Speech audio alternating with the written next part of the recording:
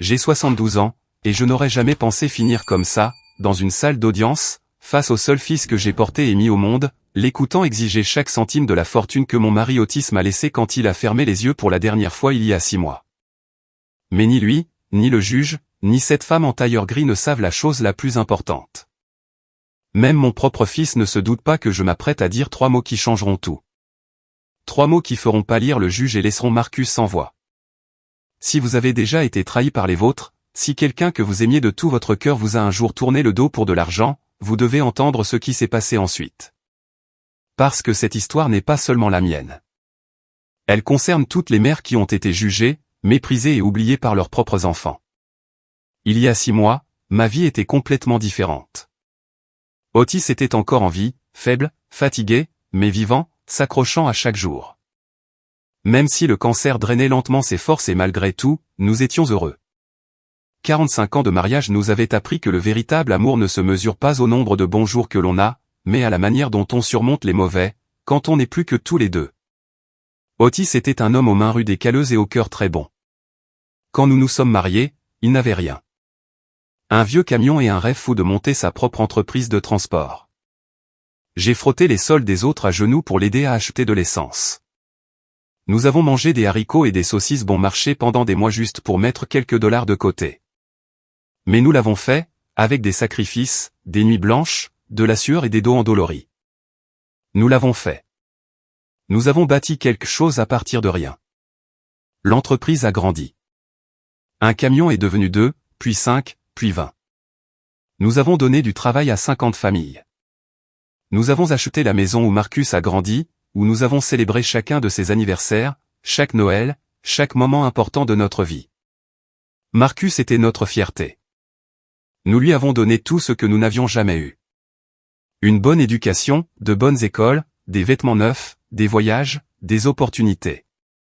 Otis disait toujours qu'il travaillait comme un forçat pour que notre fils n'ait jamais à vivre comme nous au début. Et Marcus était un bon garçon, affectueux, respectueux, attentionné.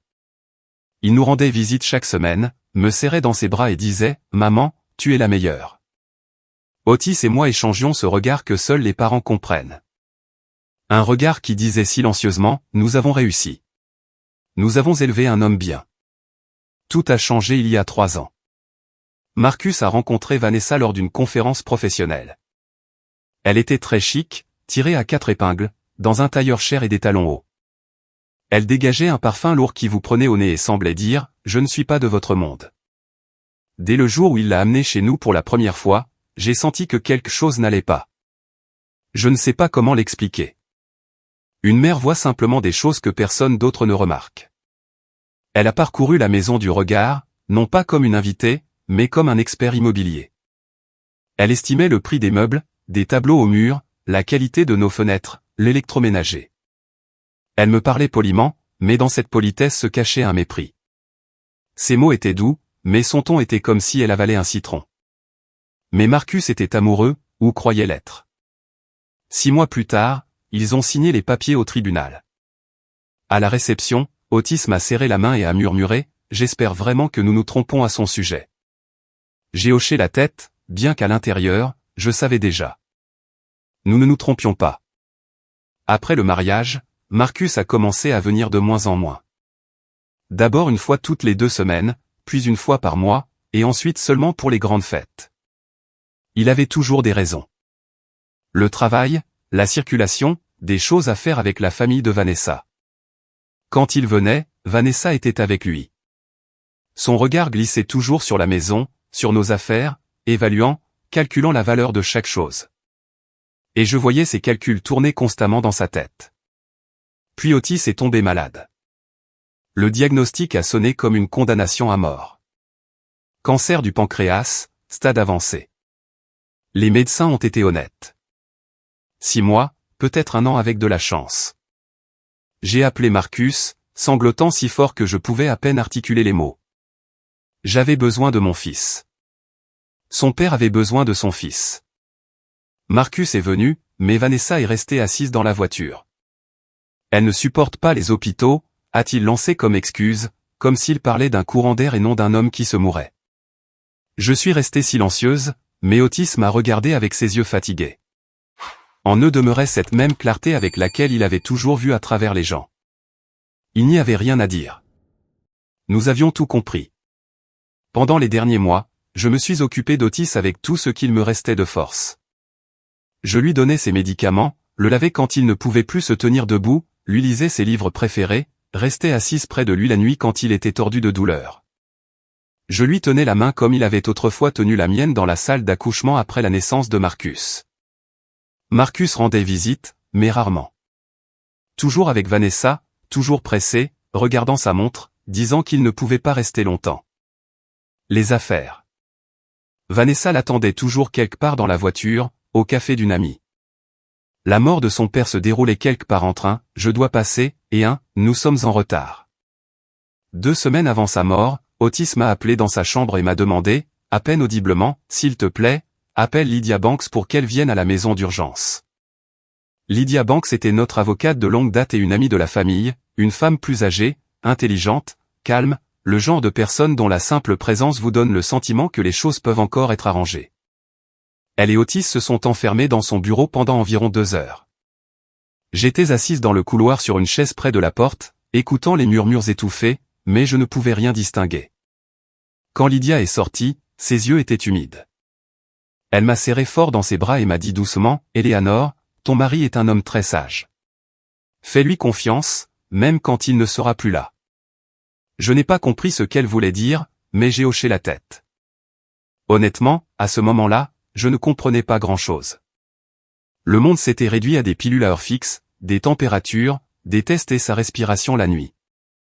Otis est mort à la maison, dans notre lit, ma main dans la sienne. Ses derniers mots ont été, « Pardonne-moi pour ce qui va suivre, mais c'était nécessaire. Prends soin de toi. » Ce qui va suivre? Qu'est-ce qui pouvait être pire que sa mort? Je n'ai pas eu le temps de demander. Il a juste expiré et c'était tout. Je suis restée assise là pendant un long moment, pressant sa main contre ma joue jusqu'à ce qu'elle devienne froide. La moitié de la ville est venue à l'enterrement. Les 50 familles qui vivaient des salaires de notre entreprise, les camionneurs, les répartiteurs, les mécaniciens, leurs femmes, leurs enfants, tout le monde est venu dire au revoir à l'homme qui leur avait donné du travail et une certaine tranquillité d'esprit. Marcus, bien sûr, était là dans un costume noir avec Vanessa à ses côtés dans une robe moulante couleur vin, trop voyante pour un enterrement. Il n'a pas pleuré une seule fois. Pas une seule larme pour le père qui nous avait sortis de la pauvreté et avait tout construit. Une semaine après l'enterrement, Lydia est venue me voir avec un épais dossier. Nous nous sommes assises sur le même canapé où Otis et moi regardions des films, discutions de l'avenir et vieillissions en nous tenant la main. « Eleanor, je dois te lire le testament d'Otis, » dit-elle doucement mais fermement. J'ai hoché la tête, me préparant à entendre ce que j'avais déjà deviné. Que pouvait-il y avoir dedans?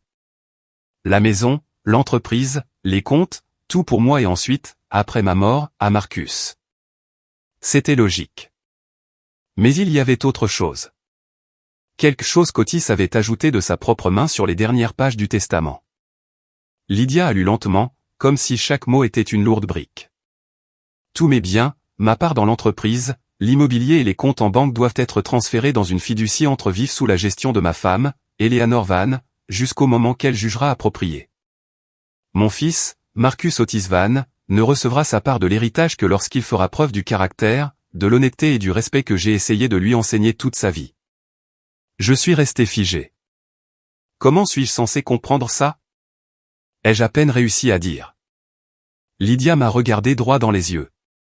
Cela signifie qu'Otis a vu ce que tu ne voulais pas remarquer. Il aimait beaucoup Marcus, mais il ne faisait pas confiance aux personnes qui l'entouraient. Cette formulation protège tout ce que vous avez construit tous les deux.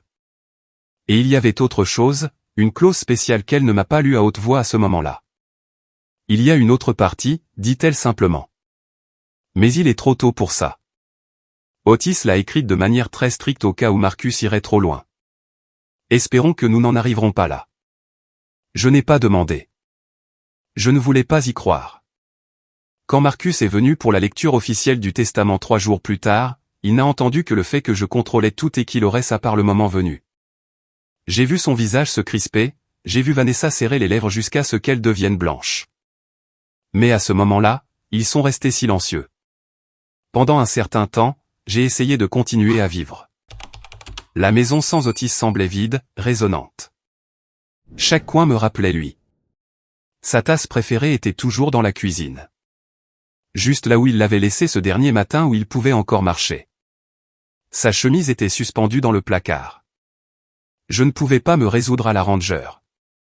J'avais peur que si je la rangeais, je le rangerais lui aussi. La nuit, je me réveillais parfois et tendais instinctivement la main vers lui, mais ne trouvais qu'un drap froid. Marcus a complètement cessé de venir. Quand je l'appelais, il était toujours occupé. Maman, je suis débordé. Maman, nous avons des projets. Maman, la semaine prochaine, promis. Mais la semaine prochaine n'est jamais venue. 2 mois après l'enterrement, Marcus m'a soudainement appelé lui-même. Maman. Sa voix était égale, distante. Vanessa et moi voulons t'inviter à dîner.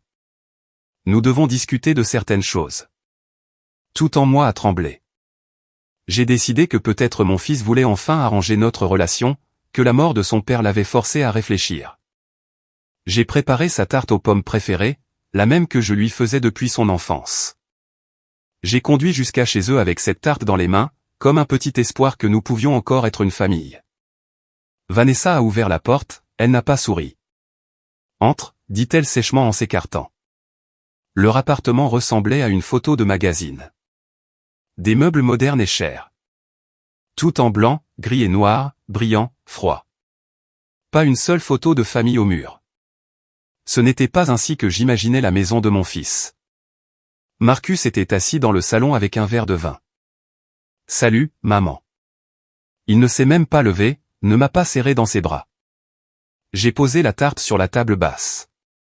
Personne n'y a touché de toute la soirée. Le dîner était pesant. Vanessa m'a à peine parlé, me lançant seulement de temps en temps un regard perçant. Marcus mangeait en silence, fixant son assiette comme s'il essayait d'y lire les réponses à toutes ses questions. J'ai essayé de parler de choses simples, du travail, de comment il tenait le coup après la mort d'Otis. Et c'est à ce moment-là que Vanessa a brusquement jeté sa fourchette sur son assiette, faisant cliqueter le métal. En fait, c'est précisément de l'héritage d'Otis que nous voulions parler. Mon cœur s'est serré. De l'argent ? Ai-je demandé, faisant semblant de ne pas comprendre. Ne jouez pas l'ingénue, Eleanor. Sa voix était glaciale, comme si j'avais 5 ans et qu'on me grondait. Nous savons qu'Otis a laissé une fortune considérable. L'entreprise vaut des millions. Il y a de l'immobilier, des comptes, et vous contrôlez tout cela. Vanessa, arrête. Marcus est intervenu, mais faiblement, sans réelle volonté de me défendre. Elle l'a ignoré. Marcus est le fils unique, l'héritier légitime. Il est injuste que vous, une femme de votre âge, qui franchement n'a jamais vraiment travaillé, qui est juste restée à la maison, contrôliez maintenant tout cet argent. Les mots ont frappé comme des gifles. Jamais travaillé ? Ma voix tremblait. J'ai frotté les sols d'inconnus pendant 10 ans pour qu'Otis puisse acheter son premier camion. J'ai élevé votre mari. J'ai tenu la maison pendant qu'il construisait l'entreprise. Frotter les sols et préparer le dîner, ce n'est pas un travail, a dit Vanessa avec mépris.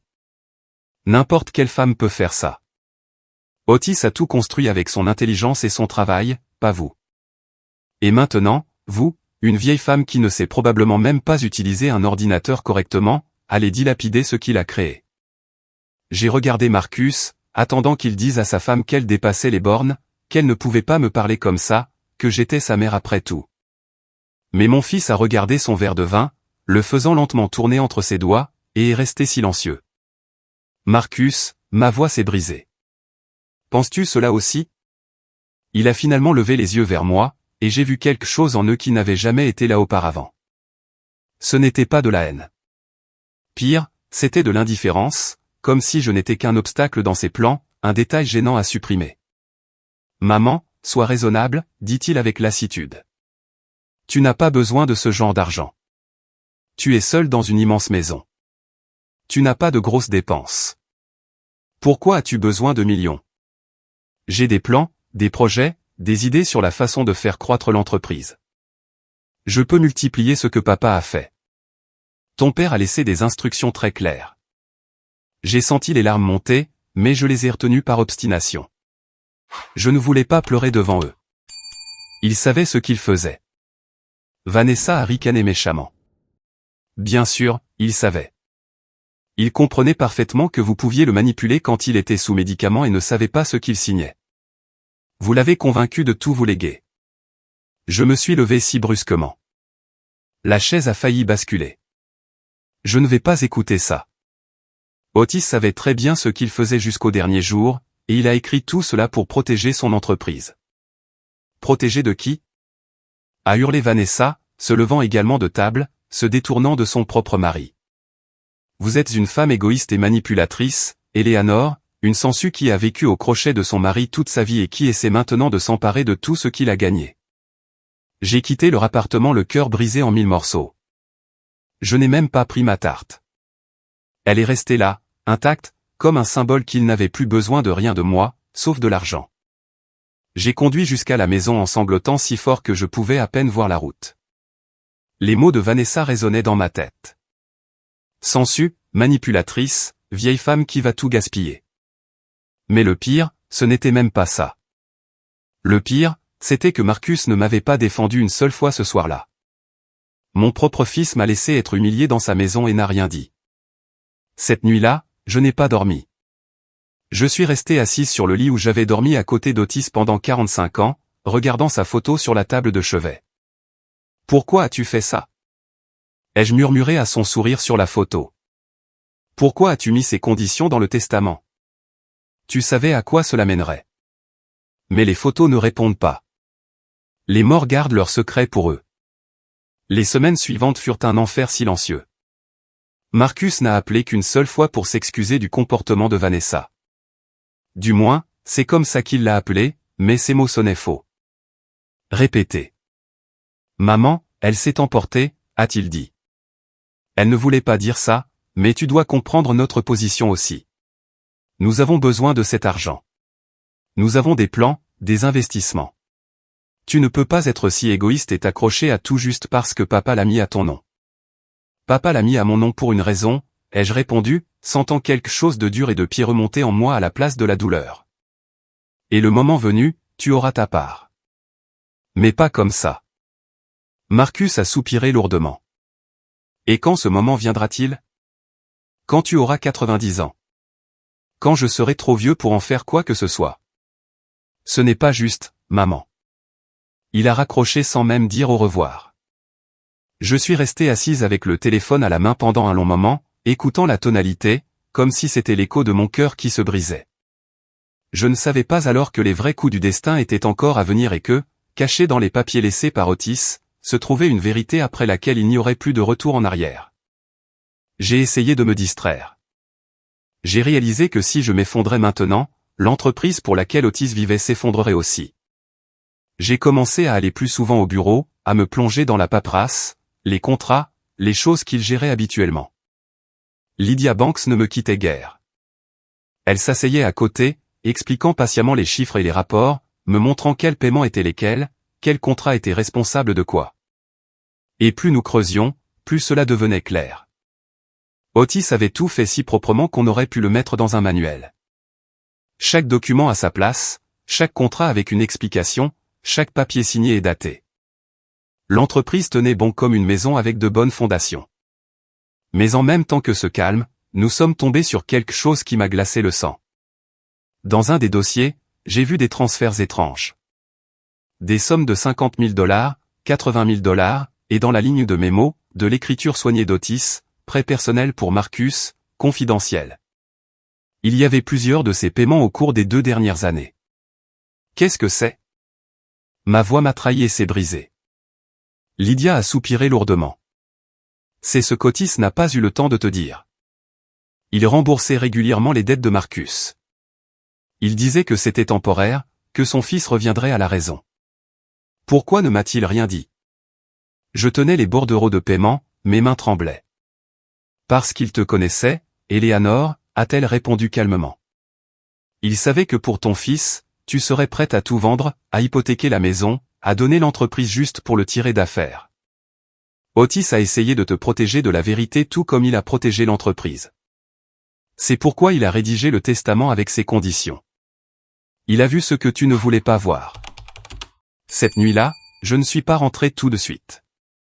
Je suis resté dans le bureau d'Otis, j'ai fermé la porte, et je suis resté assise dans son fauteuil pendant un long moment. L'odeur de son eau de Cologne flottait encore dans l'air. Son stylo, ses lunettes, un bloc-notes avec des gribouillis étaient posés sur le bureau. Tout était comme avant, sauf qu'il n'était pas là. Lentement, j'ai commencé à parcourir les dossiers, les enveloppes, les imprimés, les vieilles lettres.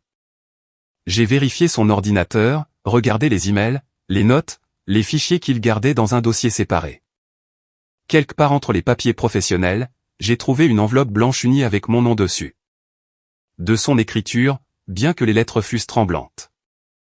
Je l'ai ouverte aussi soigneusement que s'il y avait quelque chose de vivant à l'intérieur. Ma chère Eleanor, si tu lis ceci, cela signifie que je suis parti. Et très probablement, Marcus a commencé à te faire pression pour de l'argent. Ce qui suivait était quelque chose que je n'avais pas voulu imaginer jusqu'au dernier moment. Otis écrivait que Marcus avait de sérieux problèmes dont je n'avais aucune idée. Il jouait, d'abord au poker en ligne, puis dans de vrais casinos, des paris sportifs. Les dettes s'accumulaient. Pendant 2 ans, écrivait Otis, je les payais discrètement. 50 000 ici, 80 000 là. J'espérais qu'il se réveillerait, qu'il comprendrait où cela le menait. Mais chaque fois que je remboursais une dette, une nouvelle apparaissait quelques mois plus tard. Vanessa était au courant de tout. Plus que ça, elle ne l'arrêtait pas. Elle le poussait. Elle avait des cartes de crédit au maximum, des prêts sur salaire. Ils ne se sont pas seulement mariés par amour. Ils avaient besoin d'argent et ils me voyaient comme un portefeuille sans fond. À un moment donné, Otis a réalisé que s'il continuait à payer pour tout cela, il entraînerait l'entreprise avec lui. Alors, il a arrêté. Il a arrêté de donner de l'argent. Et c'est à ce moment-là qu'il s'est assis pour rédiger le testament. Je ne te l'ai pas dit avant, a-t-il écrit, parce que je te connais. Tu aurais couru vendre tout jusqu'au mur nu juste pour sortir Marcus de là. Mais il y a des gens qui ne veulent pas être sauvés. Ils veulent juste de plus en plus. C'est pourquoi j'ai fait le testament pour te protéger l'entreprise, et donner à Marcus une dernière chance. S'il vient à toi avec respect, avec gratitude, cela signifie que notre fils est encore vivant là-dedans. S'il vient avec des avocats, des exigences, des menaces, cela signifie que nous l'avons perdu il y a longtemps. Dans ce cas, Eleanor, n'aie pas pitié de lui.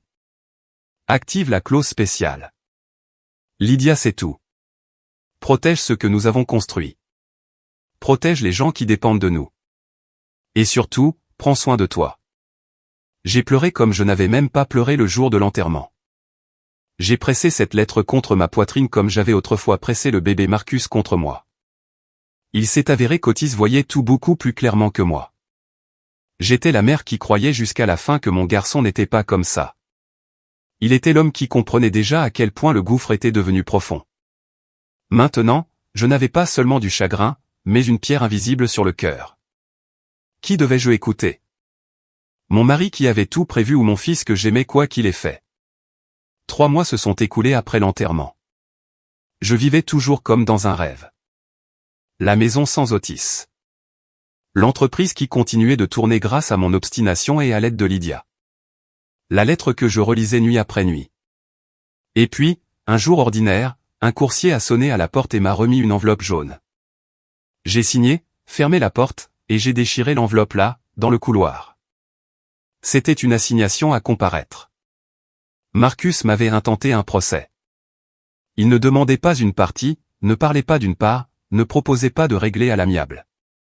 Il exigeait tout, absolument tout. L'entreprise, l'immobilier, les comptes, même la maison où je l'avais élevé. Le libellé juridique était froid comme la glace. Moi, une femme âgée, étais incapable de gérer adéquatement l'entreprise et facilement manipulable. Le testament aurait été rédigé sous la contrainte. Tous les biens devaient prétendument lui revenir en tant que seul héritier légitime. Je me suis assise par terre dans le salon avec ce papier dans les mains et je ne sentais plus mon corps. Mon enfant ne voulait pas seulement prendre l'argent. Il voulait me faire déclarer officiellement incompétente, m'écraser publiquement, m'effacer.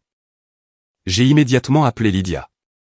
Elle est arrivée le soir même, s'est assise en face de moi, m'a regardé longuement en silence, puis a regardé l'assignation et a dit « Je savais que ça en arriverait là.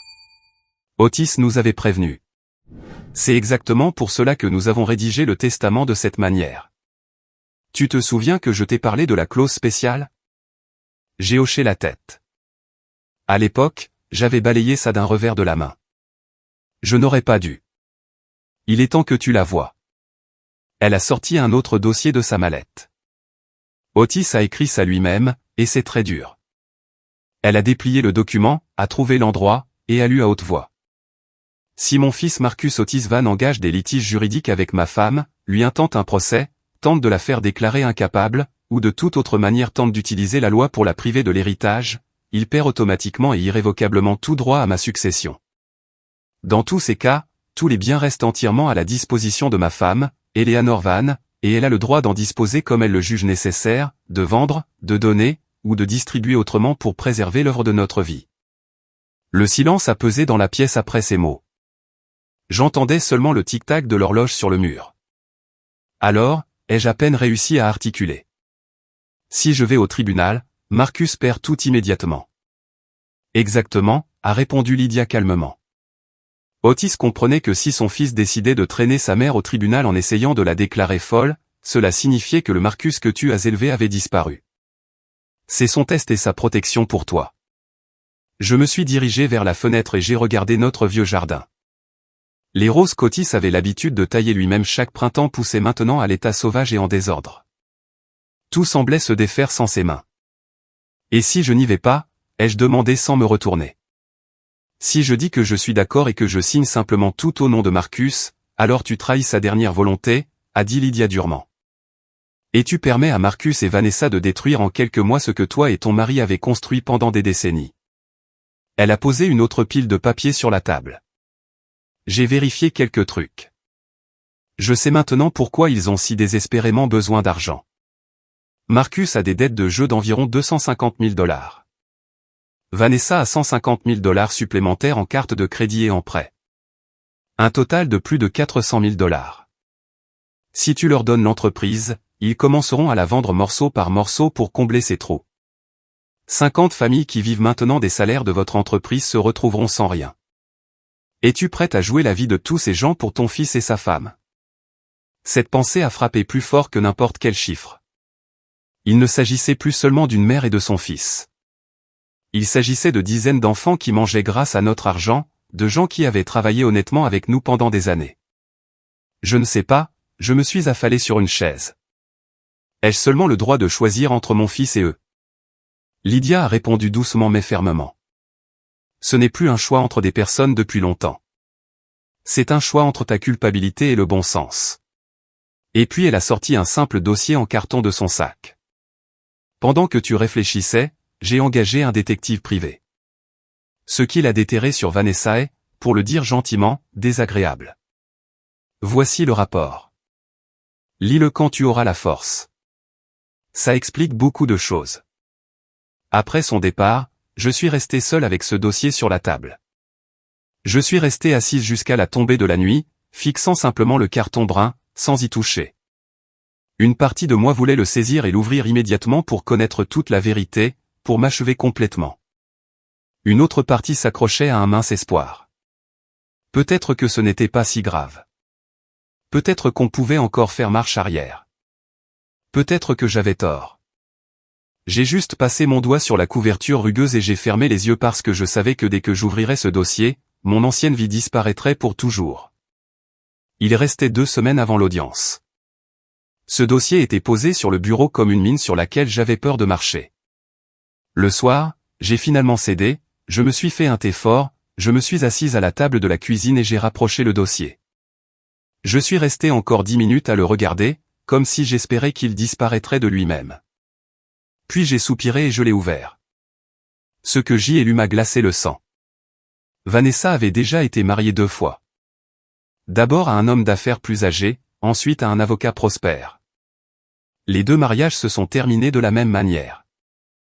D'abord l'amour, les beaux gestes, les cadeaux, puis l'accès conjoint au compte, la procuration, les prêts pour le développement, et ensuite des comptes vides, des maris laissés avec des dettes et elles disparaissant dans la nature. Le détective privé avait tout exposé clairement. Relevé bancaire, rapport de crédit, déclaration de connaissance. Partout le même schéma, pressé jusqu'à la dernière goutte et passé à autre chose. Ensuite, il y avait les photographies. Vanessa dans un casino, à des tables où le destin des autres tourne sur une roue. Vanessa signant des papiers. Vanessa avec un homme, pas Marcus. Ils entraient dans un hôtel cher, se tenant comme s'ils étaient depuis longtemps habitués à cette intimité.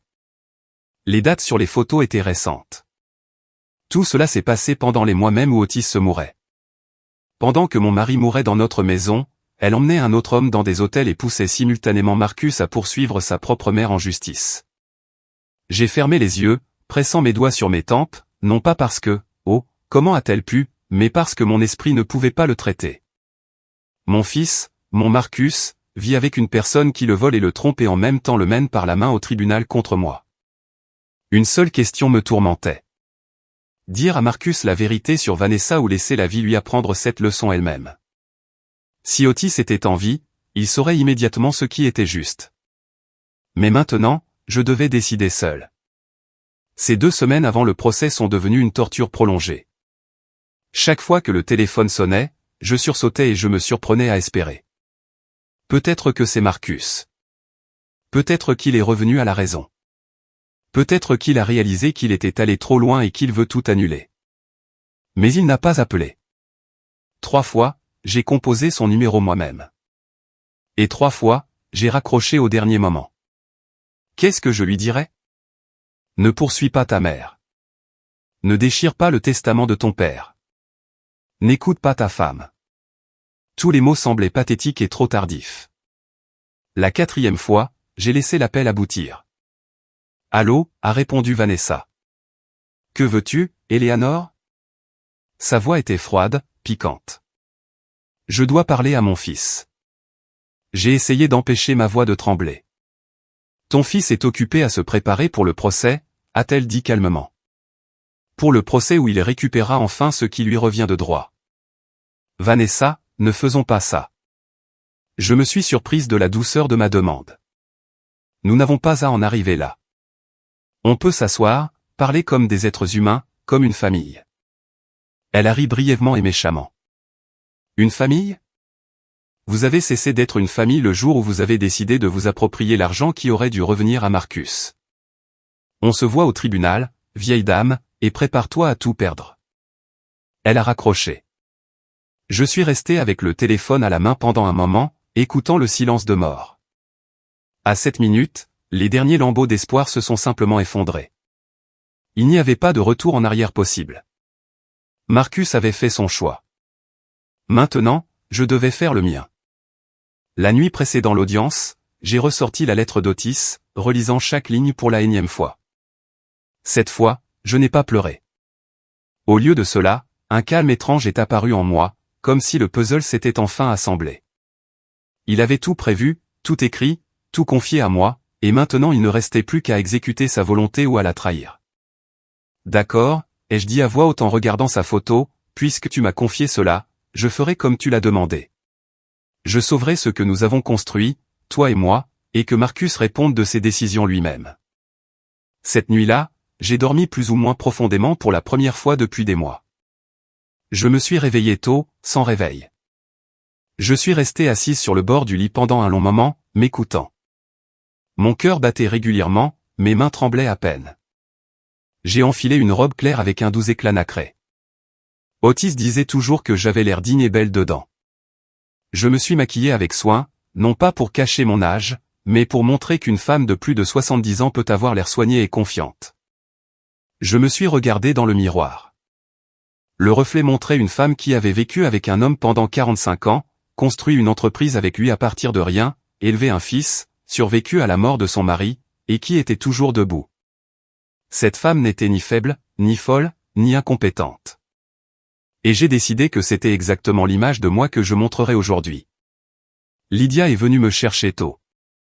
Dans la voiture, nous avons revu une dernière fois ce qui nous attendait.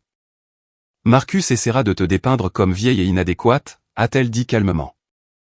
Ils amèneront des témoins, tordront les chiffres, prétendront que tu ne comprends rien aux affaires. Ils comptent sur le fait que tu craqueras, que tu feras une scène, et que tu confirmeras leur version toi-même. Et nous, ai-je demandé. Lydia a souri légèrement. Et nous les laisserons s'enfoncer. Laissons-les parler. Laissons-les montrer qui ils sont, et quand ton tour viendra, tu diras calmement la vérité, et je montrerai au juge quelque chose dont Marcus ne soupçonne même pas l'existence, le texte intégral du testament. Le palais de justice était grand et froid, de hautes colonnes, des marches en pierre, de longs couloirs à l'intérieur où les pas résonnaient. Nous sommes arrivés tôt, une demi-heure avant l'heure fixée. Je me suis assise sur un banc en bois près de la salle d'audience désignée, et j'ai attendu. Le temps s'étirait, épais comme du miel. Les gens allaient et venaient en chuchotant, embrassant des papiers, et je regardais la porte avec le panneau et ne pensais qu'à une chose. Dans quelques heures, tout sera décidé. Et puis je les ai vus. D'abord, Marcus est entré. Costume noir, chemise blanche, cravate. Si je l'avais rencontré comme ça dans la rue, je n'aurais jamais pensé que c'était mon garçon. Son visage était dur, étranger. Pas le gamin qui s'accrochait à moi et disait « Maman, tu es la meilleure ». Derrière lui se trouvait Vanessa, une robe claire presque crème, des talons hauts qui claquaient bruyamment sur le sol en marbre. Sur son visage, le sourire triomphant d'une personne sûre que tout est déjà dans sa poche.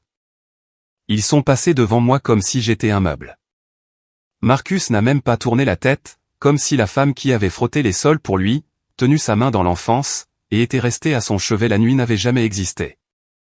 Un peu plus tard, leur avocate s'est approchée.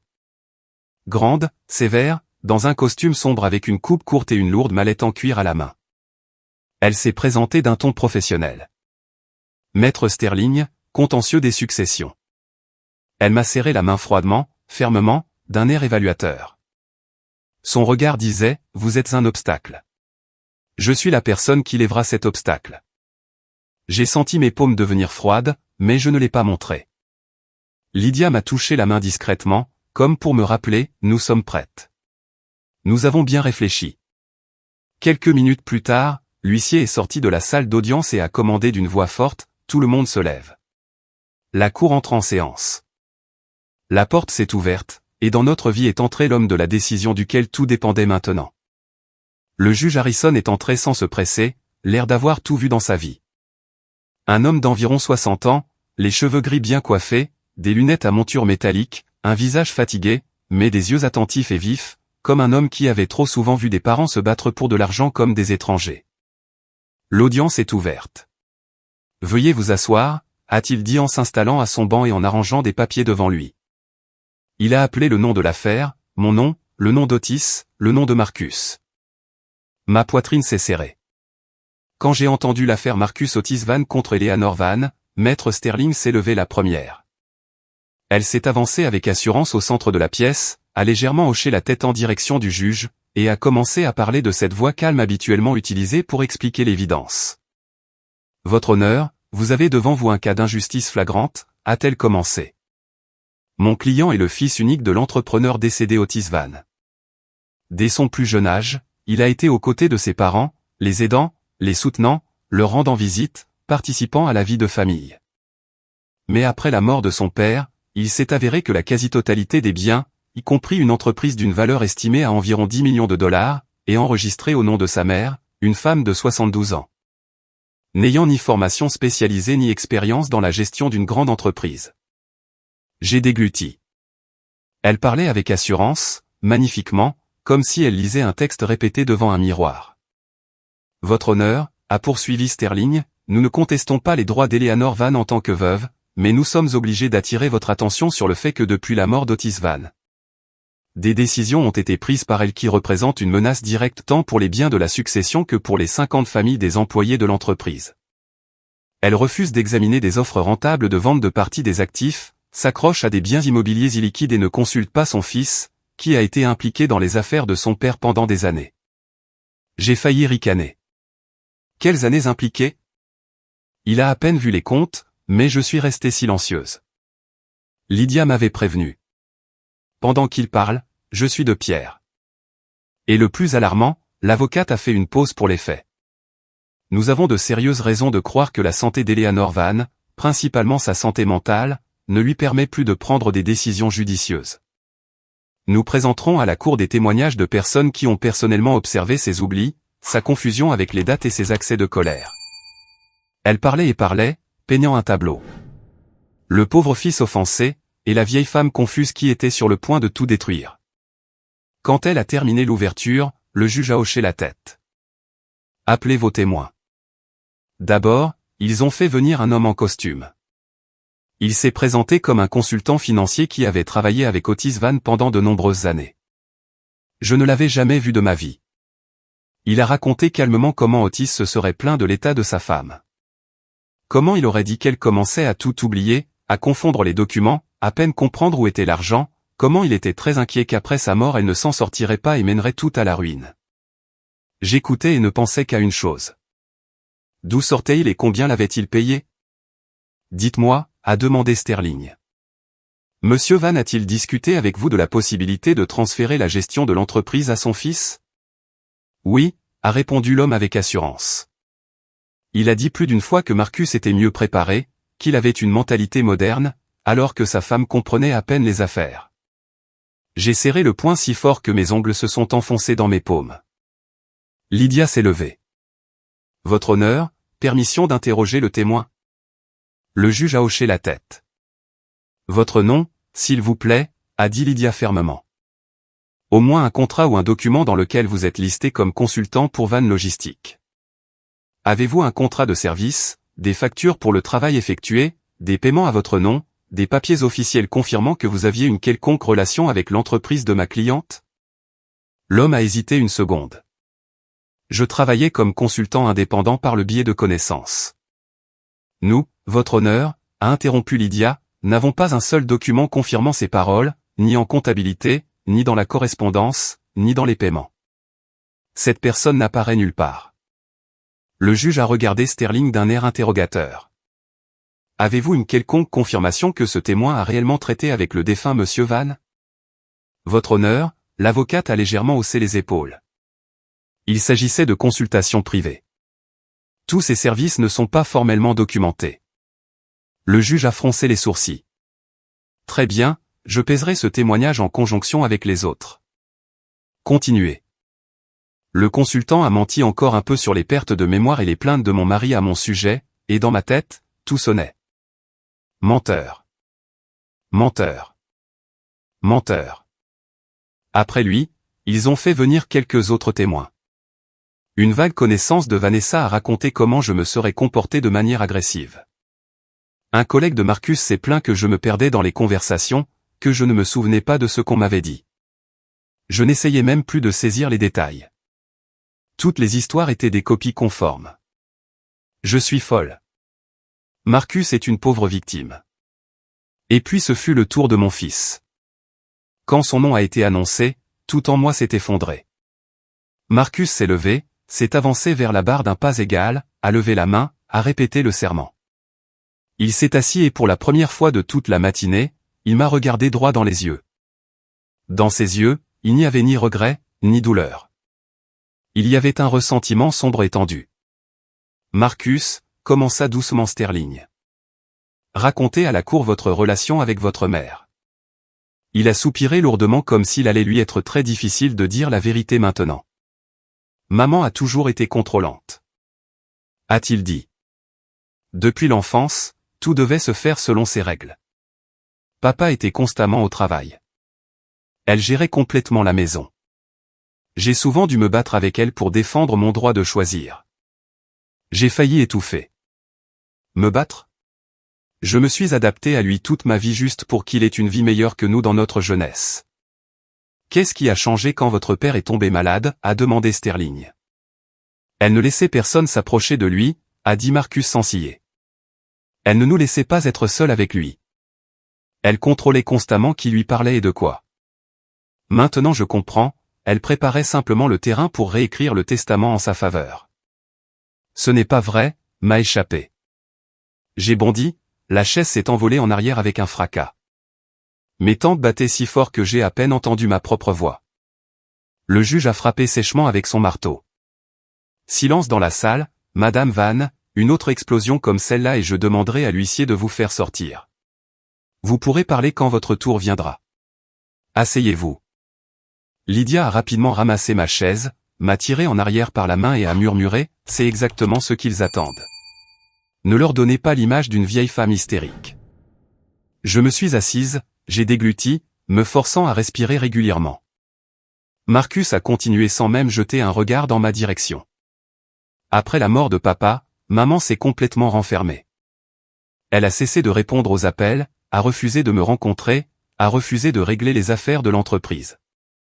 J'ai essayé, j'ai offert de l'aide, je voulais que nous gérions ensemble ce que papa avait construit, mais elle m'a repoussé. Il a facilement effacé toutes nos conversations, ses demandes d'argent, cette terrible scène avec Vanessa. Dans sa version, tout est sorti comme si je l'avais moi-même chassé de ma vie. Que pouvez-vous dire de son état maintenant? A demandé Sterling. Marcus a légèrement baissé les yeux. Il a rendu sa voix triste. C'est très difficile pour moi de dire ça, mais maman a changé.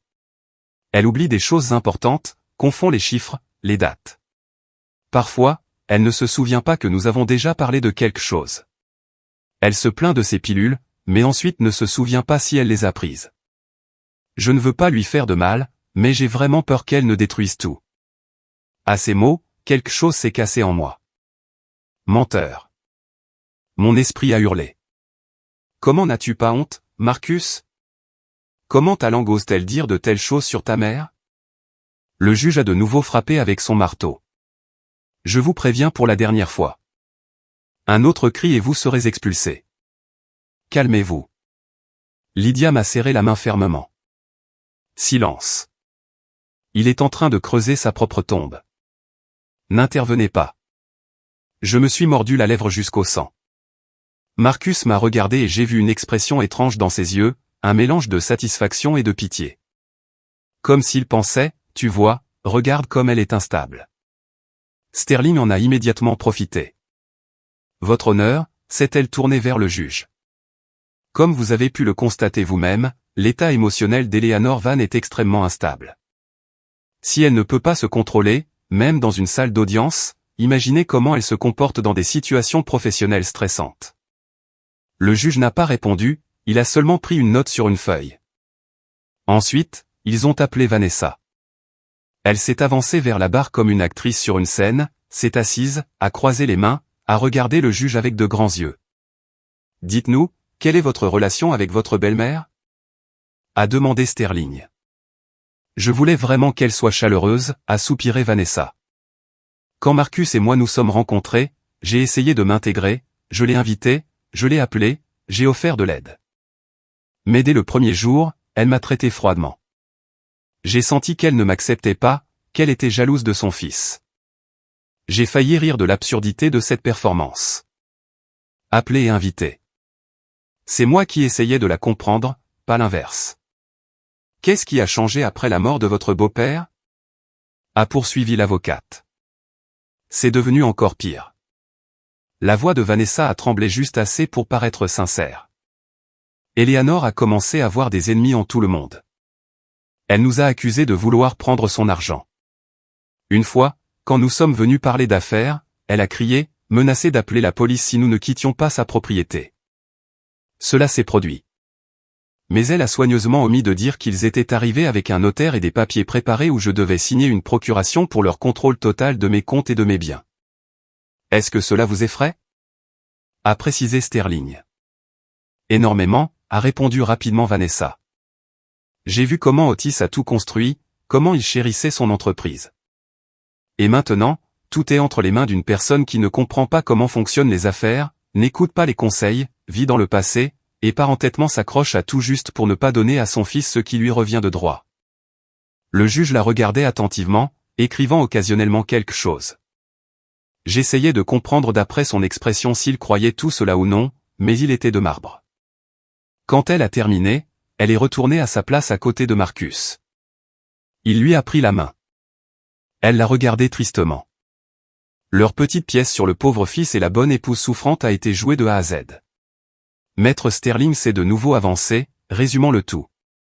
Votre honneur, aujourd'hui, nous avons montré qu'Eleanor Van n'a aucune expérience de la gestion d'une grande entreprise, ignore l'opinion du seul héritier et se comporte de manière émotionnellement instable. Ses actions menacent déjà à la fois l'entreprise elle-même et les familles des travailleurs. Elle a fait une pause dramatique. Sur la base de cela, nous demandons à la Cour de reconnaître Eleanor Van comme ayant une capacité limitée en matière de gestion de biens, de la démettre de la gestion de la succession et de transférer tous les actifs à son fils, Marcus Otis Van. En tant que seul héritier légitime et personne capable de préserver et de multiplier ce que son père a créé. Le silence a pesé dans la salle d'audience. Il semblait même que l'air était devenu plus épais. Le juge a baissé les yeux sur les papiers, a feuilleté plusieurs pages, a clarifié quelque chose avec le greffier, puis a levé la tête et a regardé dans notre direction. La partie défenderesse a-t-elle une position? Lydia s'est levée calmement. Oui, votre honneur. Nous avons quelque chose à dire, mais je demande d'abord que vous entendiez Eleanor Van elle-même. Il a hoché la tête. Très bien. Que la défenderesse prenne la barre. J'ai senti mes genoux trembler. L'huissier a appelé mon nom. Je me suis levé, j'ai fait le premier pas en avant, et à ce moment-là, j'ai compris. Maintenant, tout bascule. J'ai marché jusqu'à la barre des témoins comme si je traversais un pont étroit au-dessus d'un gouffre. Mes jambes étaient en coton, mes paumes moites, mon cœur quelque part dans ma gorge. L'huissier s'est approché, a tendu la Bible. Levez la main droite. Jurez-vous de dire la vérité? J'ai répété après lui, surprise que ma voix sonne ferme. Je me suis assise. Devant moi, la table, le microphone, le juge. À gauche, Marcus, ne levant pas les yeux. Déclinez votre identité pour le procès-verbal, a dit le juge calmement. Eleanor Van, 72 ans, ai-je répondu. Épouse d'Otis Van, avec qui j'ai vécu en mariage pendant 45 ans. Mère du demandeur, Marcus Otis Van. J'ai repris mon souffle et j'ai continué avant que ma voix ne se brise. Je suis ici aujourd'hui parce que mon fils unique a décidé de prendre tout ce que mon mari et moi avons construit toute notre vie par le biais du tribunal et en même temps de me déclarer une vieille femme sénile bonne à rien. Le juge a légèrement haussé un sourcil mais ne m'a pas arrêté. Marcus a dit que je n'avais jamais travaillé. Je me suis tourné dans sa direction. Ce n'est pas vrai. Pendant 10 ans, j'ai frotté les appartements des autres pour qu'Otis puisse mettre de l'essence dans son premier camion. Ensuite, pendant 20 ans, j'étais assise au bureau de l'entreprise, je comptais, je tenais les registres, j'appelais les clients, je planifiais les itinéraires. Je n'ai pas de diplôme en économie. C'est vrai. Mais j'ai porté cette entreprise sur mon dos avec mon mari, pas depuis le canapé. Marcus a serré les lèvres, les yeux rivés sur la table. J'ai ramené mon regard vers le juge. Ils disent que j'ai chassé mon fils de ma vie, mais c'est lui qui a cessé de venir. Ses appels au cours des derniers mois ne concernaient qu'une chose, l'argent. Un dîner chez eux s'est terminé avec sa femme m'appelant une sangsue et une vieille femme qui allait tout gaspiller, et il n'a pas dit un mot pour me défendre. Après ça, pardonnez-moi, je ne me suis pas renfermé sur moi-même. Il m'a claqué la porte au nez. Le juge écoutait attentivement, sans interrompre. Je sentais un calme dur grandir en moi à la place de la terreur. Et encore une chose, ai-je dit. On a beaucoup parlé ici de mes problèmes de tête, que j'oublie tout, que je me perds, que je ne me souviens pas de mes médicaments. J'ai sorti un dossier transparent de mon sac et je l'ai posé sur le bord de la table. C'est la conclusion de 3 neurologues et psychiatres différents, faite au cours des 3 derniers mois. Un examen complet de la mémoire, de l'attention, de la pensée. Lydia m'a dit que mon fils essaierait de me faire déclarer incompétente, alors je me suis fait tester à l'avance pour qu'il n'y ait pas de discussion. J'ai remis le dossier à l'huissier qui l'a apporté au juge. Il l'a feuilleté, s'attardant sur les cachets.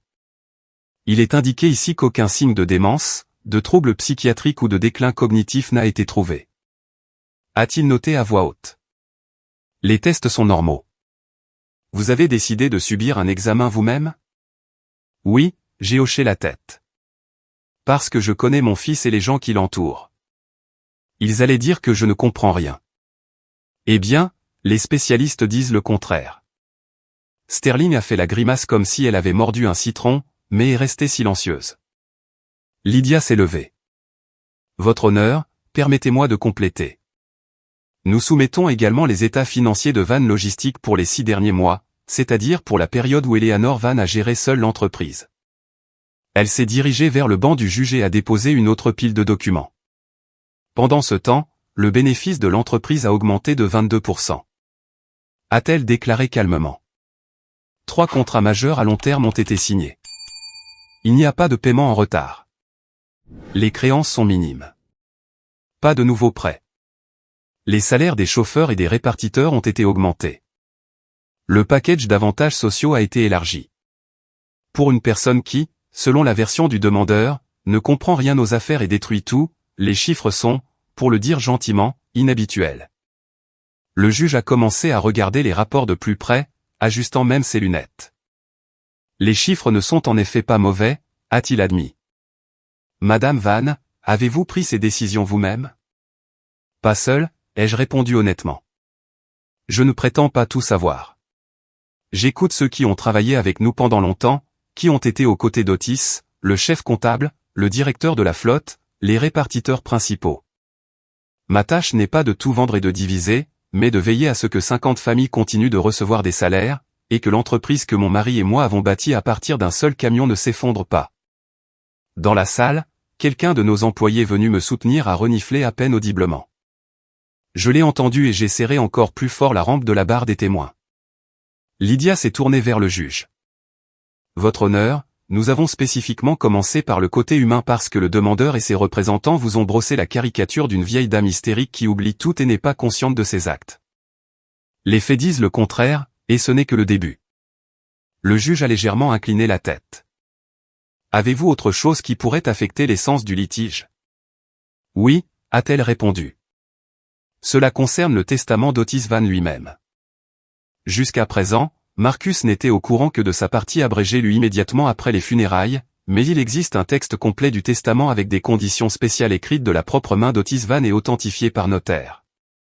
Elle a sorti l'épais dossier de sa mallette, le même que j'avais vu dans son bureau. Tout en moi s'est contracté. Maintenant commence exactement ce pourquoi Otis a commencé tout ça. De quoi s'agit-il avec ces conditions spéciales? Est intervenu vivement Sterling. Pourquoi y a-t-il eu silence à leur sujet jusqu'à présent? Parce qu'elle n'entre en vigueur que suite à certaines actions du demandeur. A répondu Lydia calmement. Et jusqu'à aujourd'hui, elle n'était pas nécessaire. Mais maintenant, Marcus Van a déclenché ce mécanisme lui-même en poursuivant sa propre mère en justice. Le juge a tendu la main, a passé le document. Il a enlevé ses lunettes, les a essuyées, les a remises, a étalé le testament devant lui. Il est devenu si silencieux dans la pièce qu'on pouvait entendre les pages bruisser. J'observais son visage. D'abord, l'expression était ordinaire, professionnelle. Puis la surprise est apparue, puis quelque chose ressemblant à une lourde compréhension et à du respect. Il a expiré. En 30 ans sur le banc, j'ai vu divers testaments, mais celui-ci est rare. Il a levé les yeux. Marcus Van, étiez-vous au courant de l'existence de ces clauses? Marcus a froncé les sourcils. Non, votre honneur. Ils m'ont lu que tout était signé à ma mère, et que je le recevrais quand elle le jugerait nécessaire. Aucune condition supplémentaire ne m'a été communiquée. Je comprends. Le juge a hoché la tête. Alors je pense qu'il sera juste que toutes les personnes présentes entendent ces dispositions. Il a regardé Lydia.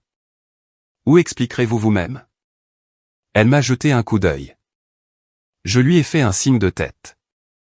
Lis-le. Il est temps. Lydia a ouvert à la page nécessaire, s'est légèrement éclairci la gorge, et a lu à haute voix. Moi, Otis Van, saint d'esprit et de mémoire, confirmé par des conclusions médicales, lègue par la présente ce qui suit. Elle a lu l'introduction, puis est passée à l'essentiel. Tous mes biens, ma part dans l'entreprise, l'immobilier, et les fonds et comptes sont transférés à une fiducie entre vifs sous la gestion de ma femme, Eleanor Van. Mon fils, Marcus Otis Van, n'est pas exclu des héritiers, mais reçoit le droit à sa part sous réserve du respect des conditions suivantes. À ce moment, Marcus s'est penché en avant. Vanessa s'est également tendue, s'agrippant au bord de la table. Et en moi, mon cœur battait si fort que je pouvais presque l'entendre physiquement. Lydia a légèrement baissé la page et a continué à voix haute. Mon fils Marcus Otis Van ne reçoit le droit à sa part de l'héritage qu'à la condition de remplir l'une des conditions suivantes. Premièrement, pendant une période d'au moins 2 ans, occuper un emploi stable et vivre selon ses moyens, sans accumuler de dettes de jeu ou de prêts déraisonnables. Deuxièmement, faire preuve de respect et de gratitude envers sa mère, Eleanor Van, en reconnaissant directement sa contribution à ma vie et au développement de notre entreprise commune. Troisièmement, prouver un intérêt réel à préserver l'entreprise et le bien-être de ses travailleurs et pas seulement un intérêt matériel dans la valeur des actifs. J'ai senti quelqu'un dans la salle bouger doucement. Marcus a pâli, s'est redressé. Jusqu'à l'accomplissement d'au moins un de ces points, a poursuivi Lydia, mon fils n'a pas le droit de disposer d'une quelconque partie de la propriété, et toutes les décisions sont prises par ma femme, elle a tourné la page. Séparément, a-t-elle continué. Moi, Otis Van, établis la clause spéciale suivante. Si mon fils Marcus Otis Van engage une action en justice contre ma femme, tente de la faire déclarer incapable, conteste son droit de gérer la propriété, ou de toute autre manière tente de la priver de l'héritage par des poursuites, il perd automatiquement et irrévocablement le droit à toute part de ma succession. Dans tous ces cas, tous les biens restent entièrement à ma femme, Eleanor Van, et elle a le droit d'en disposer à sa discrétion, y compris en vendant, en faisant don, en léguant, ou en les laissant aux employés de l'entreprise. Cette clause est définitive et non sujette à révision. Quand elle a terminé, il y a eu un tel silence dans la pièce que j'ai entendu quelqu'un cliquer un stylo dans le coin. Marcus s'est étouffé, ça ne peut pas être. Papa n'aurait pas fait ça. Le juge a brandi le testament. Le document a été rédigé avec la participation de 3 notaires, a-t-il dit sèchement. Il y a les signatures de 2 médecins confirmant la capacité d'Otis Van au moment de la signature. Le testament est enregistré au registre des successions. D'un point de vue juridique, il est absolument valide. Il a regardé Marcus par-dessus ses lunettes. Vous prétendez que vous ne connaissiez pas cette clause. On ne me l'a pas lu, a crié Marcus. J'ai été trompé. C'est un piège. Je me suis levé de ma chaise, ne comprenant pas moi-même comment mes jambes obéissaient. Je me suis avancé au milieu de la pièce et pour la première fois de toute l'audience, j'ai regardé mon fils droit dans les yeux. C'était le moment pour lequel Otis avait écrit des lettres, rédigé des papiers et souffert la nuit. Mon moment. Je ne suis pas une héritière, ai-je dit fort et clair pour que tout le monde puisse entendre. Ces mots sont restés suspendus dans l'air comme un coup sur du verre. Même le juge s'est légèrement penché en avant. Que voulez-vous dire, Madame Van, a-t-il demandé, plus doucement maintenant. Je veux dire exactement ça. J'ai repris mon souffle pour ne pas flancher. Je ne suis pas une héritière. Mon mari ne m'a pas laissé toutes ses richesses comme on essaie de le présenter ici. Il m'a mise au poste de gardienne, m'a confié la tâche de tout tenir entre mes mains jusqu'à ce que mon fils montre qu'il correspond aux valeurs que nous lui avons enseignées. Je ne suis pas la maîtresse de millions. Je suis la personne qui devait déterminer s'il y avait un homme en face de moi ou un enfant qui traînerait sa mère au tribunal pour de l'argent. Je me suis tourné vers le juge. Otis comprenait comment l'argent change les gens. Il voulait savoir ce qui était le plus important pour Marcus. Des millions faciles ou la famille. Pouvait-il attendre, montrer du respect, accepter sa volonté, ou irait-il par le chemin le plus facile, par le tribunal, par les accusations contre moi?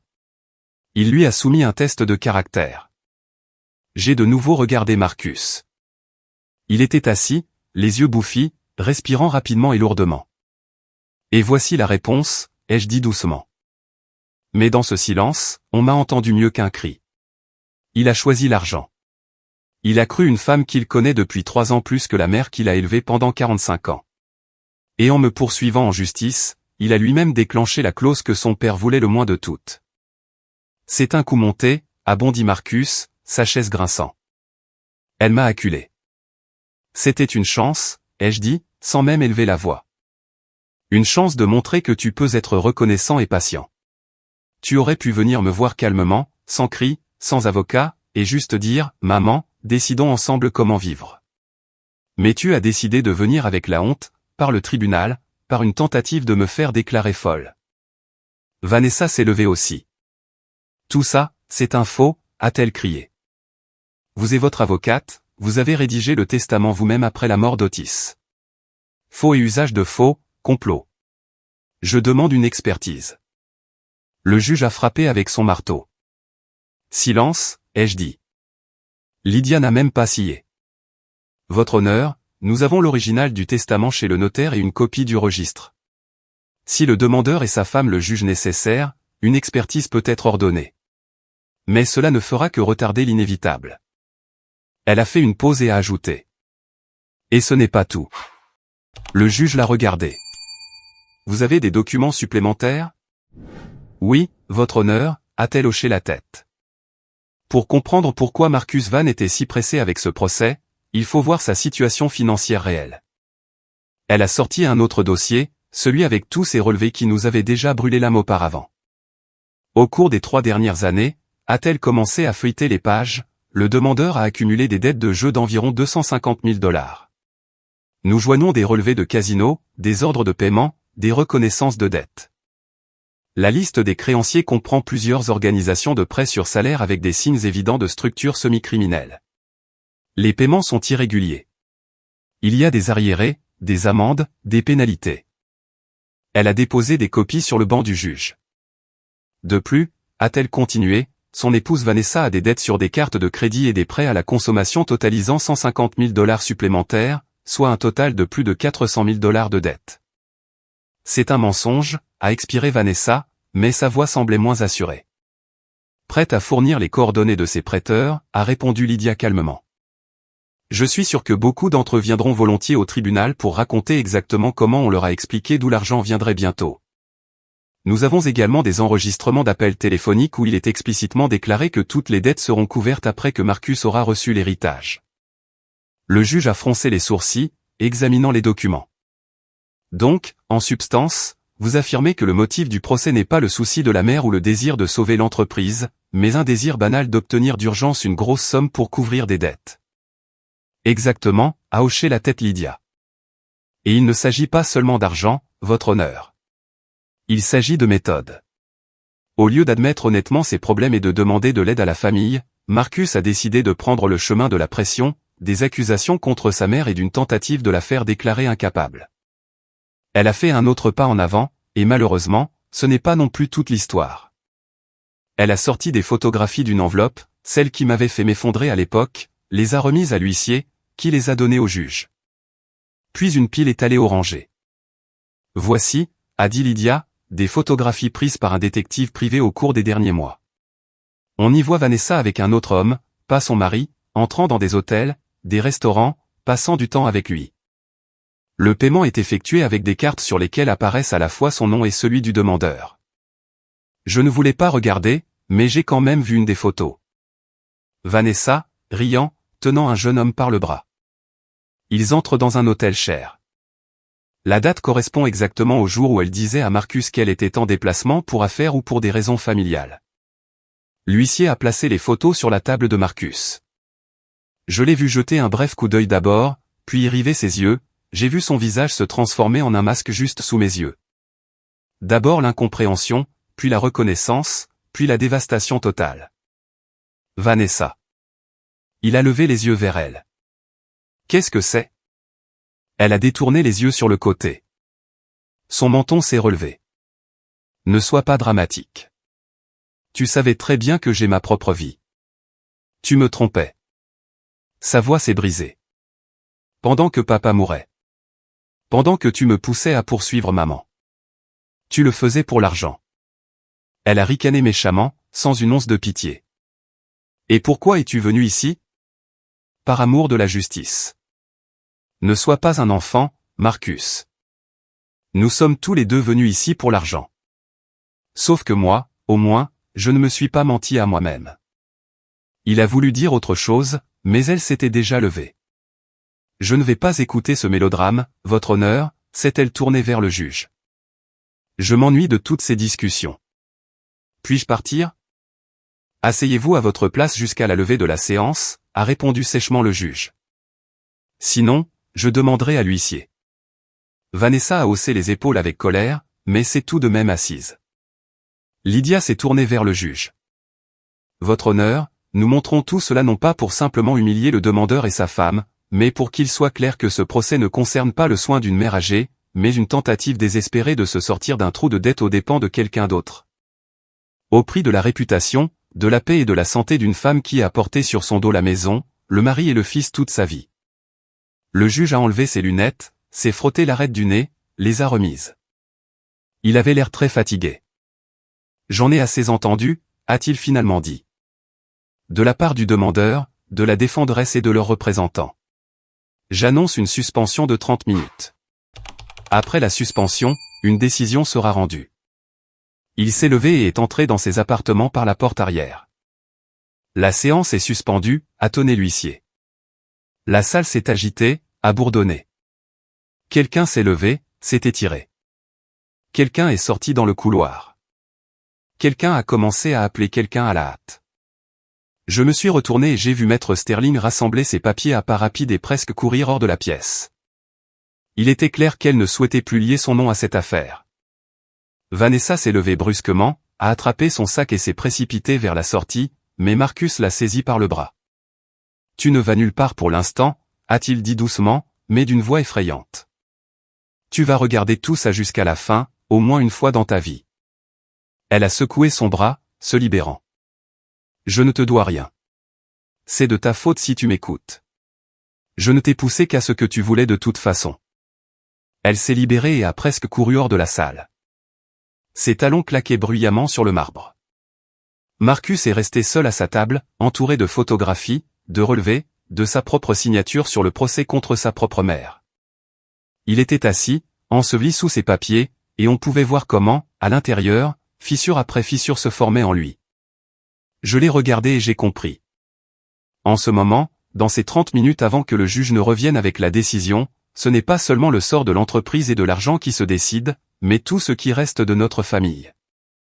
Pendant les 2 premières minutes après l'annonce de la suspension, je suis resté assise à regarder la table, mes mains. Mes doigts tremblaient comme de vieilles branches dans le vent. Puis j'ai levé la tête et j'ai regardé Marcus. Il était assis seul. Vanessa était partie. L'avocate s'était enfuie. Autour de lui, un espace vide s'était formé. Les gens s'asseyaient instinctivement plus loin. J'ai eu l'impression que quelqu'un m'a doucement poussé dans le dos. Je me suis levé et j'ai marché lentement vers sa table. Lydia a commencé à tendre la main pour m'arrêter, mais s'est ensuite simplement écartée. Je me suis assise à côté de lui, à la place même où Vanessa s'était assise 1 heure plus tôt. Marcus n'a pas bougé, fixant un point comme un homme qui a été heurté par un train et n'a pas encore compris ce qui se passe. « Marcus », ai-je dit doucement. Il a sursauté comme s'il se réveillait et a finalement tourné la tête vers moi. Ce que j'ai vu dans ses yeux n'était plus de la colère. Il y avait une douleur si déconcertée, si nue, que pendant une seconde, ma poitrine s'est serrée. « Maman », sa voix s'est brisée. « Maman, je ne sais même pas par où commencer. »« Commence par la vérité », ai-je répondu. Au moins une fois, il a dégluti, a passé une main sur son visage. « Je suis coupable », a-t-il expiré. Je n'ai pas remarqué moi-même comment je suis tombé dans tout ça, les jeux, les dettes, cet argent facile. Au début, ça semblait juste un divertissement. Puis, eh bien, un prêt, puis je le rembourserai, et puis tout s'est emballé. Je ne pensais qu'à où en trouver plus. Il s'est tu, a secoué la tête. Vanessa a dit que c'était la solution, a-t-il continué d'une voix rauque. Que tu ne gérerais pas l'entreprise de toute façon, que papa avait fait une erreur, que c'était même mieux ainsi. Je la prendrais et je sauverais tout le monde. Je me le répétais vraiment, que c'était pour l'entreprise, pour l'avenir. Mais honnêtement, il a fermé les yeux. Honnêtement, je voulais juste rapidement combler le trou. J'avais peur. Très peur. Il a baissé la tête. Maman, j'ai honte de l'admettre, mais à un moment donné, tu as cessé d'être maman pour moi dans cette histoire. Tu es devenue comme un obstacle, juste une figure dans les papiers qu'il fallait contourner, ou mieux encore, supprimer. Je m'entendais et je continuais quand même. J'étais silencieuse, j'écoutais. Les mots ne me venaient pas à l'esprit. Je ne te demande pas de me justifier, a-t-il poursuivi presque dans un murmure. Et je ne demande pas d'argent. Je comprends que cette conversation ne porte pas du tout sur l'argent. Je veux juste, il a expiré lourdement. Je veux juste dire que ce que j'ai fait était ignoble. Ignoble envers toi, envers papa, envers tout le monde. Et je le vois très clairement maintenant. J'ai regardé sa main posée sur la table. Cette paume tenait autrefois entièrement dans ma main quand il était enfant. Je la tenais quand il a fait ses premiers pas. Maintenant, c'était la main d'un homme adulte qui venait d'essayer de me détruire légalement. J'ai quand même posé ma paume sur la sienne. Pas comme avant, pas entièrement, mais délicatement du bout des doigts. J'entends ce que tu dis, ai-je dit doucement. Mais Marcus, les mots seuls n'effaceront pas ce que tu as fait. Tu commences seulement à comprendre où tu t'es mené, et je commence seulement à démêler ce que tu as fait de notre vie. Il a hoché la tête sans lever les yeux. Tu m'as demandé au tribunal si je pourrais un jour te pardonner, ai-je continué. Je ne vais pas mentir. Je ne sais pas. Pas encore. Trop de douleur, trop de mensonges. Je ne peux pas claquer des doigts et oublier comment tu étais là, à la barre, à dire que j'étais folle. Il a serré les yeux. Mais tu es toujours mon fils, ai-je ajouté après une pause. C'est un fait auquel tu ne peux pas échapper, peu importe à quel point tu essaies, et c'est un lien que tu n'as pas pu détruire complètement, même en essayant très fort. J'ai retiré ma main. Si tu veux récupérer quelque chose, ai-je dit, ce n'est pas l'affaire d'une seule conversation ou d'une seule décision de justice. Ce sont des années, Marcus. Des années de tes actions sans argent, sans belles excuses. Si un jour tu vis assez longtemps honnêtement, peut-être que quelque chose guérira. Et sinon, eh bien, non. Il a hoché la tête. Il semblait que c'était exactement ce à quoi il s'attendait, une réponse honnête sans promesse de maman que tout serait comme avant. Merci de t'être approché, a-t-il dit doucement. Après tout ça, à ta place, je me serais probablement détourné. Tu me connais encore mal, ai-je soupiré. Je ne suis pas seulement une mère. Je suis aussi la femme de l'homme qui a imaginé tout ça. Et puisqu'il m'a confié cette dernière étape, je la franchirai. Mais ce qui se passera entre nous ensuite, c'est une autre conversation. À ce moment-là, l'huissier a annoncé bruyamment que le juge revenait. Je me suis levé et je suis retourné à ma place. Marcus et moi nous sommes séparés de part et d'autre de la pièce comme les deux moitiés d'une photographie fissurée. Le juge Harrison est entré dans la salle d'audience sans la formalité froide avec laquelle il avait commencé la session. Sur son visage se lisait une lourde fatigue. « Veuillez vous asseoir », a-t-il dit. Il s'est installé à son banc, a étalé le testament, nos documents, quelque chose d'autre devant lui.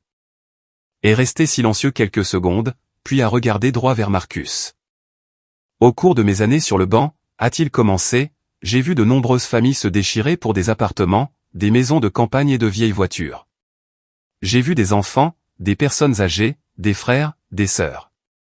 Mais votre cas, Marcus Van, est l'un des plus illustratifs. Il a pris le testament. Votre père, Otis Van, était un homme très prudent. Il comprenait que l'argent peut corrompre n'importe qui. Et au lieu de simplement vous rayer des héritiers, il vous a soumis à un test, une chance de montrer que vous savez attendre, respecter sa volonté. Appréciez votre mère et le travail des personnes qui ont travaillé avec lui. Le juge a hoché la tête en direction du testament. Le testament ne dit pas que vous ne recevez rien. Il dit que vous recevez votre part lorsque vous prouverez que vous savez vivre de manière responsable, travailler, ne pas vous endetter, ne pas utiliser votre mère comme un portefeuille et l'entreprise comme un distributeur automatique. Il a commencé à feuilleter les documents que Lydia avait présentés. Au lieu de cela, en 3 ans, vous avez accumulé des dettes de plus de 400 000 $, principalement dues au jeu.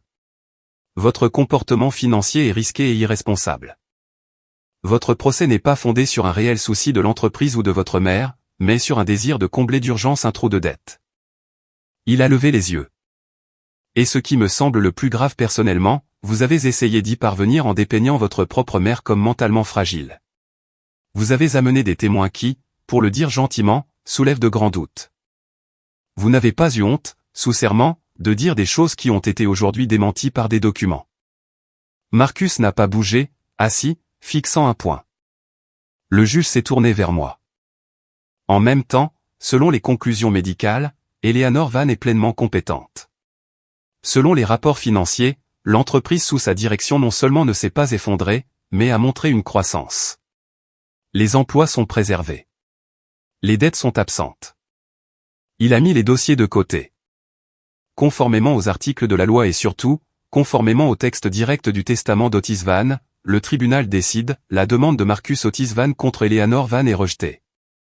En raison du dépôt de la plainte et de la tentative, par le biais du tribunal, de priver l'épouse du testateur de ses biens, considéré que la clause spéciale du testament est entrée en vigueur.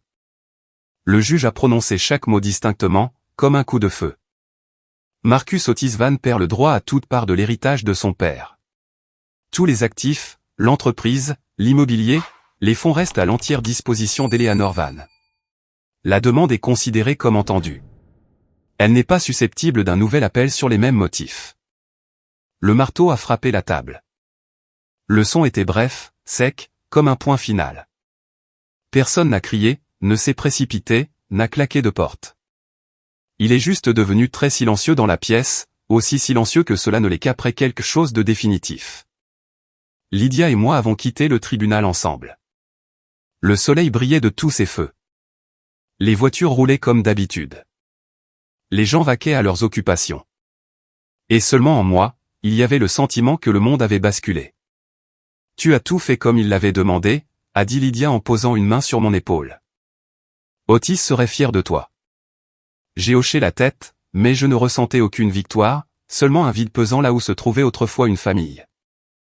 Les jours suivants furent étranges. Certaines connaissances ont appelé pour me soutenir, d'autres pour bavarder. Quelqu'un a chuchoté que j'étais formidable, que j'avais remis mon fils à sa place. Quelqu'un a dit que c'était cruel de le priver ainsi. J'ai cessé de répondre au téléphone, j'ai simplement éteint la sonnerie et j'ai erré dans la maison qu'Otis et moi avions construite. D'abord, je me suis permis de faire mon deuil pour de vrai. Pas seulement de mon mari, de mon fils aussi, parce que le Marcus dont je me souvenais n'est pas venu à ce tribunal. Une autre personne est venue à sa place. Ce n'est que quelques semaines plus tard que j'ai pu penser plus ou moins clairement. Et maintenant? J'ai appelé Lydia Banks et lui ai demandé de réunir toutes les personnes clés au bureau, les directeurs, le contremaître, les anciens, les représentants des travailleurs. Quand tout le monde s'est réuni dans la grande salle de conférence où Otis tenait autrefois ses réunions, je me suis tenu à la tête de la table et j'ai dit, l'entreprise vaut maintenant des millions. J'ai prononcé à voix haute le chiffre que j'avais auparavant peur de prononcer. Ce n'est pas juste de l'argent. Ce sont 45 ans de vie, des milliers de voyages, vos nuits sur la route, celles d'Otis et mes années d'insomnie. Les gens étaient silencieux, me regardant. Le tribunal m'a tout laissé, ai-je continué. Mais je ne veux pas que ce soit à moi. Je veux que ce soit protégé. J'ai ouvert un dossier de papier. Je crée une fondation fiduciaire qui détiendra l'entreprise. L'entreprise sera gérée par un conseil composé de vous, de ceux qui comprennent le mieux le travail. Les bénéfices iront au développement et à des salaires décents. Il n'y aura pas de vente et de dépeçage. Pas de tout donner à une seule personne. J'ai repris mon souffle. De cet argent, je veux allouer une partie à la charité. Une partie à des fondations qui aident les personnes dépendantes au jeu, une partie à ceux qui ont été entraînés dans des dettes par des escrocs, des prêteurs prédateurs, et autres. Non pas parce que je suis une sainte, mais parce que je ne veux pas que d'autres familles traversent ce que nous avons traversé. Le silence a régné dans la salle. Quelqu'un a expiré bruyamment. Quelqu'un s'est essuyé les yeux. Le vieux chargeur aux cheveux gris, Sam, qui était venu chez nous gamin, a levé la main. « Et vous, Madame Van ?» a-t-il demandé. « Que garderez-vous pour vous ?» J'ai souri de manière inattendue. « Je garderai la maison et de quoi vivre tranquillement », ai-je répondu. « Je n'ai ni 20 ni 30 ans. Je ne prévois pas d'acheter des yachts et des îles. J'ai besoin de silence, de médicaments appropriés, de quelques voyages dans un sanatorium, et de la capacité de regarder les gens dans les yeux calmement. Que le reste travaille non pas pour des héritiers, mais pour ceux qui ont labouré et labourent ici chaque jour. » La peur qui était en moi depuis des mois s'est un peu relâchée. J'ai vu dans les yeux des gens non pas de la pitié ni de l'envie, mais du respect. Silencieux, sans grands mots. Un mois s'est écoulé après le procès. Un soir, la sonnette a retenti. Je n'attendais personne, mais je suis allé ouvrir quand même. Sur le seuil se tenait Marcus, sans costume cher, en coupe-vent et jean ordinaire, plus mince, hagard, avec des cernes sous les yeux. « Puis-je entrer ?» a-t-il demandé doucement. J'ai légèrement hésité, puis je me suis reculé, ouvrant le passage. Nous nous sommes assis dans le salon, au même endroit où nous regardions des films tous les trois avec Otis, mangions de la pizza, rions. Maintenant, nous étions assis l'un en face de l'autre comme deux connaissances qui avaient tout gâché il y a longtemps. Vanessa a demandé le divorce, a-t-il dit doucement. Dès qu'elle a compris qu'il n'y aurait pas d'argent, elle a fait ses valises et est allée chez ce type des photos. Elle n'a même pas laissé de mots. J'ai simplement hoché la tête. Je ne voulais pas dire de mots de jubilation. Tout était trop frais. J'ai vendu la voiture, les meubles, tout ce que je pouvais, a-t-il continué. Pour régler les dettes les plus urgentes. Mais il reste encore près de 100 000. De l'argent que je n'ai pas et que je n'aurai pas de sitôt. Pourquoi me dis-tu tout ça, ai-je demandé directement. Il a soupiré. Pour que tu comprennes que je ne suis pas venu demander. Ni de l'argent, ni de récupérer l'héritage. Il a ri amèrement. Après le testament, quelle chance y a-t-il? Je suis venu dire ce que j'aurais dû dire avant le tribunal. Il a croisé mon regard. Maman, j'ai très honte de chaque mot que j'ai dit sur toi, de chaque papier que j'ai signé, d'avoir cru non pas toi, mais une personne qui au final m'a juste utilisé. D'avoir été prêt à faire de toi une vieille folle pour de l'argent. Marcus a avalé une boule dans sa gorge. Je comprends qu'une seule phrase, pardonne-moi, ne réparera pas ça, a-t-il dit. Et je ne m'attends pas à ce que tu me serres dans tes bras maintenant et dises que tout est oublié. Je voulais juste que tu saches. Je vois que j'ai été un scélérat et que je veux vivre différemment à partir de maintenant. Je l'ai regardé longuement. Le fait que tu sois venu et que tu aies dit ça, c'est déjà un pas, ai-je répondu. Mais comme je te l'ai dit au tribunal, les vrais changements ne sont pas dans les mots. La vie montrera qui tu deviendras.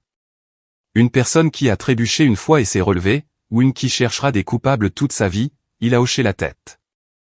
J'ai trouvé un travail de chauffeur, a-t-il ajouté après une pause. Dans une autre entreprise, pas la nôtre. Ne t'inquiète pas, je l'ai trouvé moi-même. Transport de marchandises, long trajet, je commence par ce que papa a commencé à son époque. Je vais à des réunions de groupe pour les joueurs compulsifs. Je comprends que je devrais peut-être pelleter ce dans quoi je me suis enfoncé pour le reste de ma vie, mais, il a légèrement baissé la tête. C'est au moins honnête. Nous sommes restés assis en silence pendant un moment. Tu m'as demandé au tribunal si je pourrais un jour te pardonner. J'ai dit, je dirai ceci maintenant. Je suis prête à regarder et nous verrons. Pour aujourd'hui, j'ai eu assez d'honnêteté. Il s'est levé, puis s'est soudainement retourné vers moi.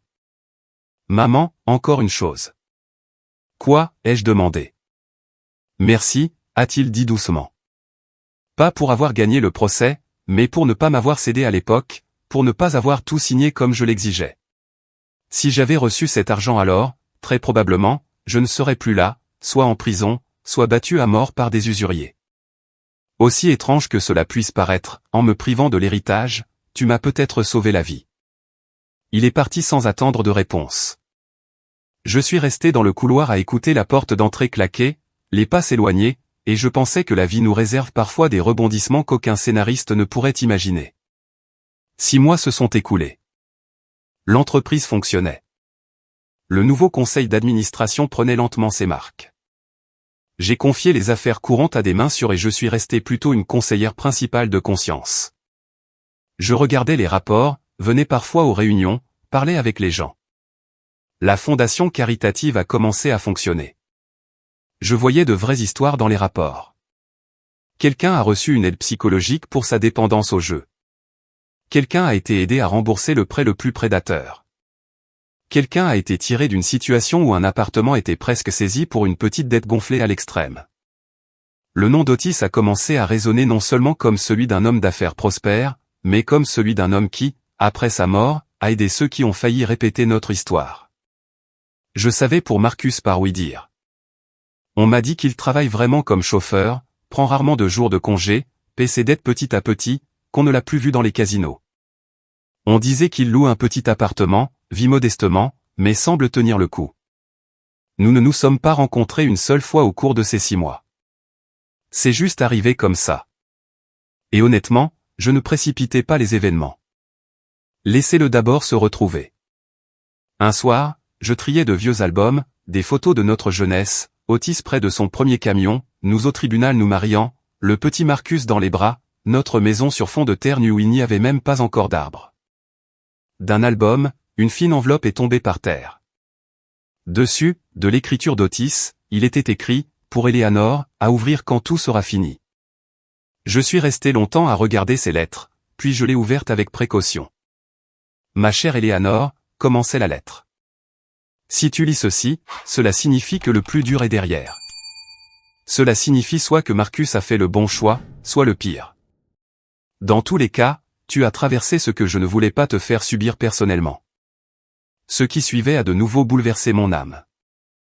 Je te connais, a-t-il écrit. Tu es l'une de ces mères prêtes à donner la chemise de leur dos juste pour sauver leur enfant. C'est exactement pourquoi je ne pouvais pas tout laisser à ta discrétion.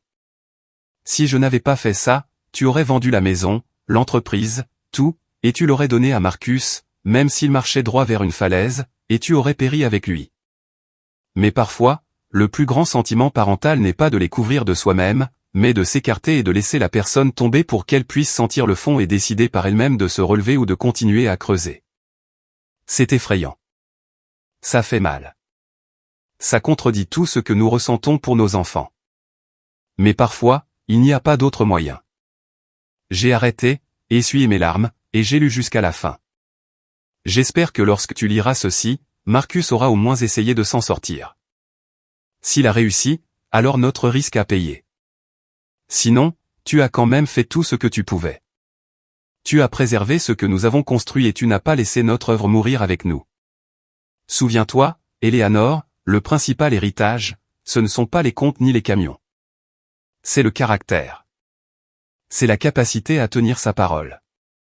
C'est la force de dire non, même aux plus proches, s'ils entraînent tout le monde dans un gouffre. Je t'aime très fort. Je suis sûr que tu as géré ce que je t'ai mis sur les épaules.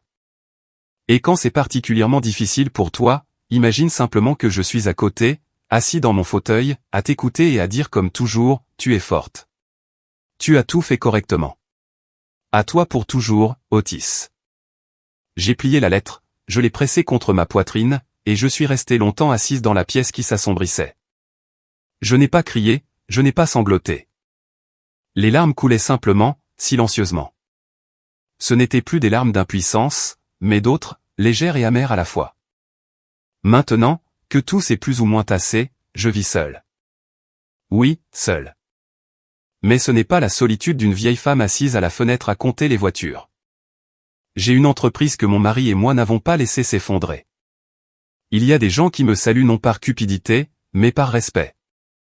Il y a un fils qui est quelque part là-bas sur l'autoroute au volant d'un camion, essayant de se reconstruire en tant qu'homme, et c'est son chemin maintenant. Je ne sais pas si nous aurons un jour des fêtes de famille et des réunions chaleureuses. Je ne fais pas de vœux que je pardonnerai certainement ou que je ne pardonnerai certainement pas. La vie elle-même s'en chargera. Mais une chose que je sais avec certitude, ce jour-là au tribunal, je n'ai pas seulement défendu des papiers et des chiffres. Je me suis défendu, mon travail, la mémoire de mon mari, et j'ai placé une limite là où beaucoup ont peur de la placer, entre l'amour maternel et la destruction.